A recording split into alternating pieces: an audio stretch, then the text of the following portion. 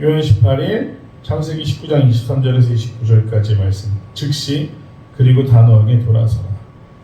어제 말씀을 보면 롯과 그 가족들에게 심판을 멸하기 위해 하나님이 강권적으로 정말 강하게 그들을 그 성에서 나올 수 있도록 인도하신 것을 알 수가 있었습니다. 그리고 롯은 하나님의 사자에게 간청하죠.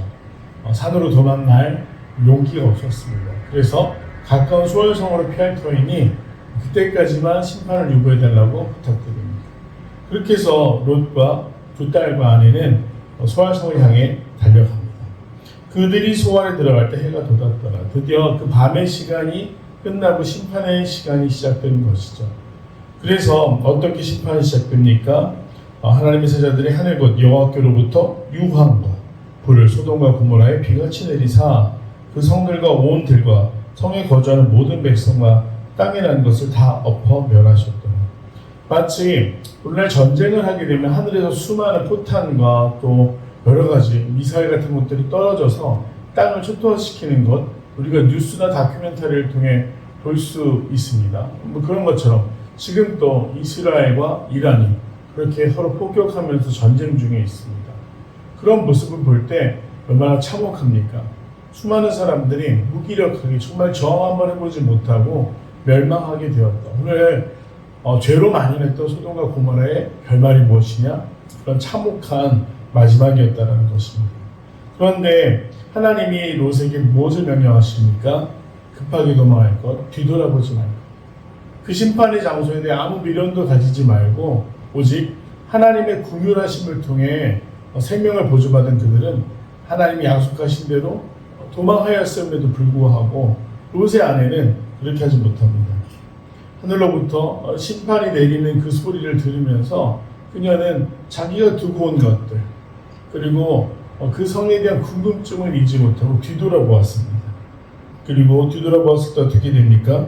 소돔 기둥이 되었다. 하나님의 말씀이 얼마나 두려운지 알았더라면 그저 도망해서 이 소알성으로 들어가는 데 집중했을 텐데 두고 온 것들에 대한 미련이 계속해서 이 롯의 아내에 붙들다 보니 어떻게 됩니까? 뒤돌아보고 그곳에서 소돔 기둥으로 변해 정말 참혹한 또 결말을 맞이하게 됩니다. 죄에 대한 미련이 가지고 오는 건 생명일 수가 없습니다. 롯은 언제부터 잘못된 것일까요? 롯의 하인들과 아브라함의 하인들이 땅이 좁아서 다투기 시작했을 때부터였을까요? 아니면 그런 정말로 답답하고 안타까운 상황들 가운데 자신의 아버지가 됐던 아브라함이 땅을 선택하라고 했을 때 자기 눈에 자기 소견에 옳은 대로 선택했기 때문일까요? 아니면 그 성으로 가면서 하나님을 잊은 채 오직 정말 육신의 즐거움만을 위해 살던 그 모습들 또 그 삶을 정말 미련을 가지고 뒤돌아볼 수밖에 없었던 그 아내를 보면서 참으로 안타까운 생각이 듭니다. 우리도 마찬가지입니다. 죄라는 것은 항상 뒤에서 우리를 부릅니다. 그리고 자꾸만 잡아 끕니다. 벗어나지 못하도록 늪처럼 서서히 우리를 가두려고 합니다. 그게 죄의 속성 아니겠습니까? 그 죄를 벗어나서 하나님이 인도하실 때 기회로 알고 그것을 과감하게 미련 없이 떠났어야 함에도 불구하고 오늘 롯과 롯의 아내 그리고 두 딸은 정말 하나님의 심판이 얼마나 두려운지 모르고 도망했던 것이죠. 그리고 특별히 그 과정 가운데 롯의 아내는 뒤돌아봄으로 심판을 받게 됩니다. 그 온 지역을 향하여 눈을 들어 연기가 옹기가마와 같이 치솟음을 보았다. 아브라함이 보게 된 광경은 정말 처참한 광경이었습니다.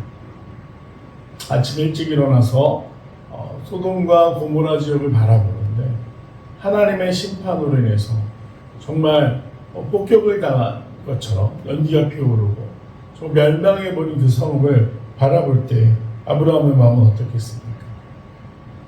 그 성을 위해서 5번이나 중보하고 또 자신의 조카 롯을 위해서 기도했던 아브라함. 그러나 죄의 결말이 결국 참혹한 심판이라는 것을 그가 목격할 수밖에 없었죠. 그리고 말씀은 한 줄로 아브라함에 대한 하나님의 신뢰와 약속을 기록하고 있습니다. 하나님이 그 지역의 성을 멸하실 때, 곧 롯이 거주하는 성을 엎으실 때 하나님이 아브라함을 생각하사 롯을 그 엎으시는 중에서 내보내셨다. 하나님이 누구를 생각하셨습니까? 아브라함을 생각하사 롯을 그 엎으시는 중에서 내보내셨다. 하나님이 아브라함을 얼마나 사랑하셨고 그에 대한 신뢰가 얼마나 깊었는지를 잘 보여주는 말씀입니다. 심판 가운데 아브라함의 중보를 통해 롯은 그 생명을 보존하게 되었습니다. 우리가 하나님의 심판이라고 생각하면 단순히 사랑으로 어떻게든 되겠지, 용서하시겠지 라는 낙관적인 생각을 할 때가 있지만 하나님은 분명히 말씀하셨습니다. 죄의 삭은 사망이라고 말씀하셨습니다. 오늘 정말 이 시대를 향해서 어찌 보면 참고 계시는 하나님의 마음을 할 때 정말로 깨어있어 살아가야 할 시기라는 것을 다시 한번 생각해 보게 됩니다.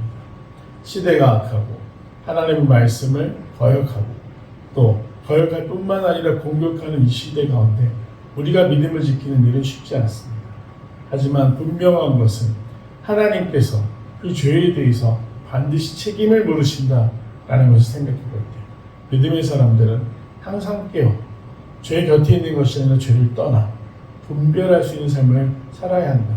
그런 말씀을 통해 배울 수가 있습니다. 간절히 소망하기는 필리핀 성도들께서 분별할 빛으로 소금으로 살아갈 수 있는 믿음의 사람들이 되길 간절히 축복하고 소망합니다. 내용을 잘 한번 보겠습니다. 하나님께서는 소돔을 어떻게 멸하십니까? 하나님께서는 다시는 물로 심판하지 않으시겠다고 약속의 증거를 주셨습니다. 무엇입니까? 노아의 홍수 때 노아에게 무엇으로 약속하십니까? 바로 하늘에 무지개 언약을 두시면서 다시는 물로 심판하지 않으시겠다고 했습니다. 그래서 소돔은 하늘로부터 유황과 불, 정말 유황과 불심판을 당하게 되어서 처참하게 멸망하게 됩니다.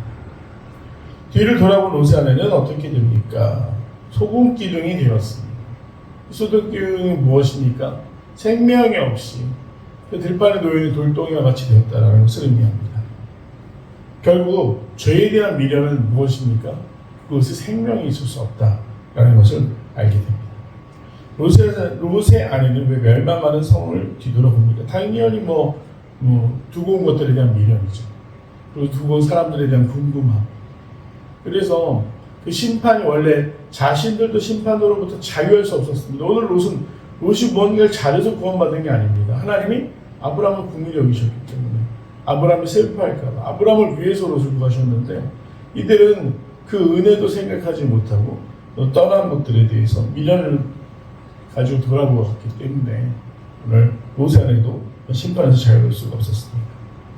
세상의 쾌락에 미련을 버리지 못하고 뒤를 돌아봐 소금 기둥이 된 롯의 아내를 보며 무엇을 느낍니까? 미련이라는 것이 그렇죠. 죄에 대한 미련들, 그리고 쾌락에 대한 미련들, 쉽게 극복하기 힘든 죄 유혹들이 분명 우리가 그것을 온전히 내어버리는 것은 쉽지 않습니다. 그런데 이때 우리가 무엇을 생각해야 됩니까? 지난번에도 한번 나눴지만 충만이라고. 하나님에 대한 사랑이 충만할 때, 성령의 은혜가 충만할 때 죄가 우리 마음 가운데 파고들 틈이 없습니다. 죄를 이기는 방법은 무엇입니까? 끈기나 인내나 정신력이 아닙니다. 바로 하나님에 대한 사랑이 깊을 때, 그래서 성령이 나와 함께 하실 때 죄는 자연스럽게 우리 삶에서 끊어지게 되어 있습니다. 하나님이 사람에게 주신 성품 중에 가장 놀랍고 강력한 것이 무엇입니까? 저는 사랑이라고 생각합니다. 사랑하면 다른 것들을 생각할 수가 없습니다. 사랑하면 그 존재만 보입니다. 배우자를 처음 만날 때, 또 아이들을 처음 출산해서 기르는 그 과정 가운데 사랑을 느낄 때 우리가 감당하는 희생은 엄청납니다. 그럼에도 불구하고 희생이라고 생각하지 않습니다. 오직 그 존재만 보이기 때문입니다. 사람을 향한 사랑만 그럴 것이 아니라 하나님을 향한 진정한 사랑으로 하나님의 말씀 앞에 순종할 때 죄는 자연스럽게 충만한 사랑 가운데, 충만한 은혜 가운데, 충만한 성령의 동행하신 가운데 파고들 수 없다. 기억하시면서 내 마음이 하나님을 향한 사랑으로 가득해야겠다 결단할 수 있는 귀한 성도들 되시길 간절히 소망합니다. 결단과 적용입니다. 내가 세상의 쾌락을 쫓거나 세상의 미련을 가져 하나님의 말씀에 순종하지 못했던 적은 언제입니까? 세상의 쾌락에 물들지 않고 단번에 뒤돌아서기 위해 어떤 노력을 하겠습니까? 하나님이 주신 은혜 말고 우리가 세상에서 성공을 거둘 때 혹은 세상에서 뭔가 엄청난 이득을 얻을 때 그 경험은 계속해서 우리 가운데 내가 무언가 해냈구나. 내 능력이 이렇게 인정을 받는구나. 야, 돈을 이렇게 많이 벌 수 있다니 참 좋구나. 라는 생각들 때문에 자꾸만 그것에 파고들고 집중하게 됩니다. 앞서 말씀드린 것처럼 늪처럼 우리를 끌어들이니 깨닫지 못하죠. 그것이 비록 수많은 부나 성공, 남들이 바라볼 때 성공이라는 것이라고 생각할 수 있겠지만 하나님 없는 성공은 오히려 저주와 같습니다. 우리가 그것으로부터 자유할 수 없기 때문에 말하기는 오직 하나님의 말씀을 통해서 큰 은혜가 우리를 정말 사로잡아서 멸망의 길로 인도하는 쾌락이 아니라 우리를 구원의 길로 인도하는 하나님의 사랑에 온전히 집중할 수 있는 더 필그림 교회 귀한 성도들이 되시기를 간절히 소망합니다.